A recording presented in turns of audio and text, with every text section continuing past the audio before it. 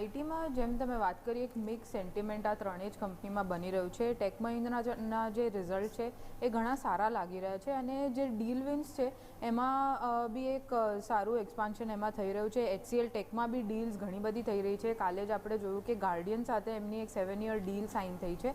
તો HCL ટેકમાં બી એક expansion છે. ટેક મહિન્દ્રામાં બી ડીલ વિન્સ વધારે થઈ રહ્યા છે. પણ વિપ્રોનો એક જે કાઉન્ટર છે એ વિપ્રોનો જો એક Wipro as an IT company થોડું લેગાર્ડ તરીકે સામે આવી રહી છે, કારણ કે જે રેવન્યુ છે એ સિક્વન્શિયલી ડાઉન છે, માર્જિન્સ બી ઘણા લો છે અને જે હાયરિંગ છે એ બી ફ્રેશર હાયરિંગ નથી કરી રહી કંપની. તો એમાં થોડું સ્લો આ ક્વાર્ટર સ્લો લાગી રહ્યું છે. એના સામે HCL ટેક અને ટેક મહિન્દ્રા મને સારા લાગી રહ્યા છે.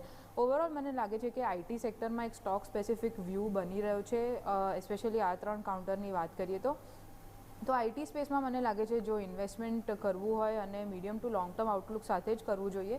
અને જો કંપની સ્પેસિફિક વાત કરીએ તો HCL ટેક અને ટેક મહિન્દ્રા મને સારા લાગી રહ્યા છે આ સ્પેસિફિક જંક્ચર પર.